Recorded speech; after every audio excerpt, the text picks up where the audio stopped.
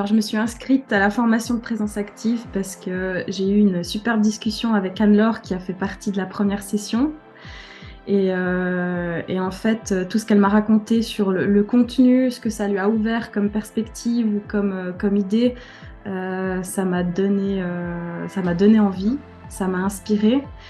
Et comme je travaille régulièrement dans un contexte d'équipe, en fait, où j'ai moi aussi à gérer des équipes ou faire de la gestion de projet, j'ai trouvé absolument merveilleux de m'ouvrir à une pratique humaniste comme celle que proposait Présence Active. Et du coup, je me suis dit, allez, go départ, c'est pour moi.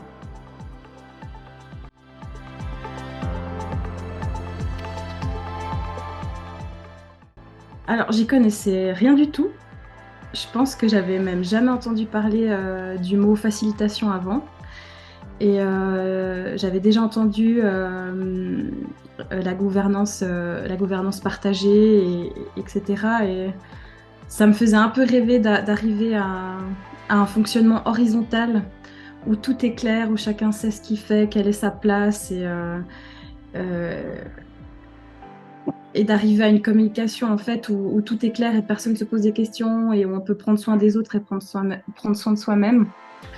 Et du coup, voilà.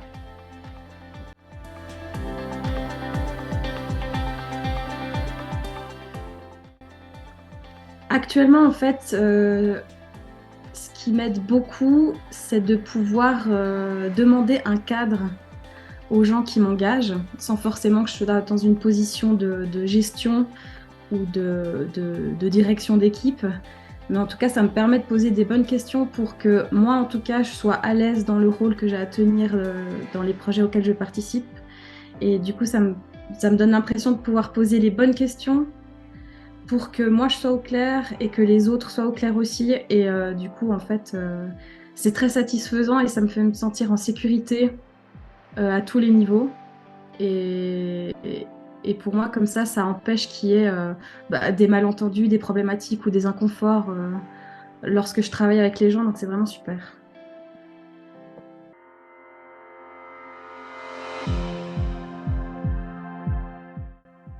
Ce qui m'est le plus utile, je crois, ça a été le chapitre au niveau de la communication et du fonctionnement cognitif.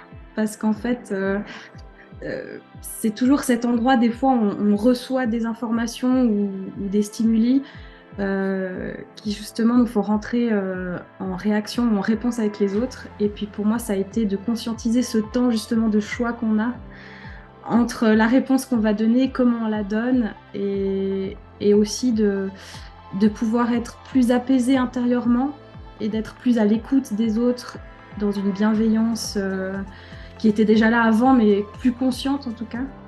Et puis de comprendre aussi que tout ce qui est évident pour nous, tout ce qu'on voit comme juste, comme établi, en fait, ne l'est pas pour les autres.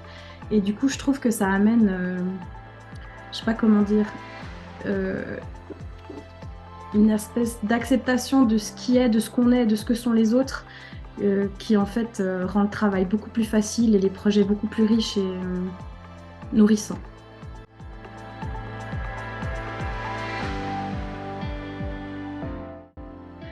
Ce que j'ai beaucoup aimé dans l'approche pédagogique qui a été proposée, c'est que c'est toute la plateforme que vous avez mis en place pour nous donner accès aux vidéos toutes les semaines et puis tous les livrets qui accompagnaient cette théorie. Donc du coup, on pouvait apprendre et par la lecture, par l'écoute et par le fait de voir des schémas, des vidéos ou des textes, et surtout la pratique tous ensemble.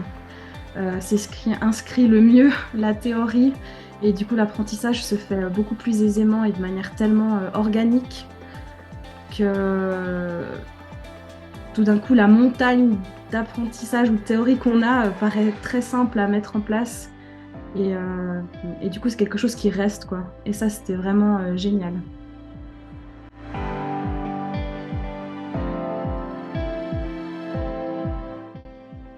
Je pense que ce que j'ai réussi à mettre en place jusqu'à maintenant dans ce qu'on a appris au sein de cette formation, c'est plutôt un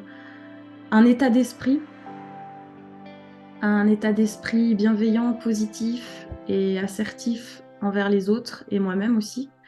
Et du coup, c'est ce que je m'évertue à mettre en place chaque jour dans mes échanges, euh, dans mes réflexions, dans ma conscientisation des choses. Et du coup, au sein des équipes, en fait, ça amène une communication beaucoup plus ouverte, où c'est beaucoup plus facile, en fait, de dire où chacun, chacune en est, et que les besoins soient respectés, et aussi une clarification des rôles de tout le monde et des responsabilités intrinsèques à ces rôles. Et du coup, je me réjouis en fait de la suite parce que je vais être amenée encore à collaborer avec des équipes en création ou de gérer des équipes qui travaillent pour le même projet que moi. Et du coup, en fait, c'est ouvrir des espaces de partage dans un fonctionnement qui est justement dans l'écoute.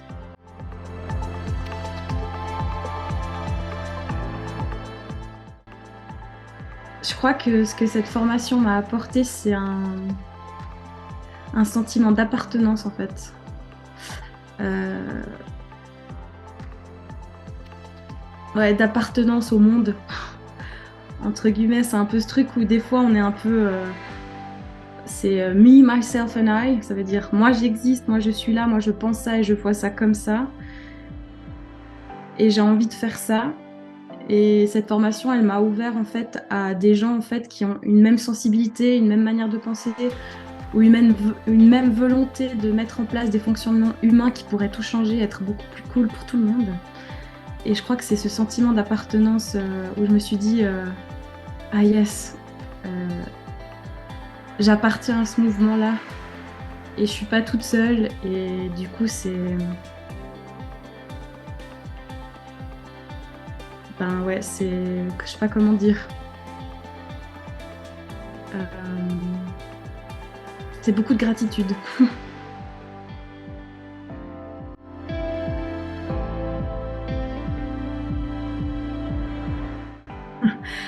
Et ben de ne pas hésiter d'y aller. Parce qu'en fait, c'est tellement d'apprentissage à titre individuel déjà et puis collectif qu'en fait, ça nous ouvre des perspectives sans limite et en fait, tout est possible à partir du moment où on en a envie. Donc, ce que je peux dire à ces personnes qui hésitent, c'est de dépasser cette résistance et de s'ouvrir à quelque chose d'inconnu et qui va leur apporter beaucoup, beaucoup.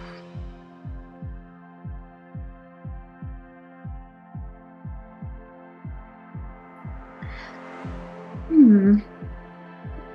Je dirais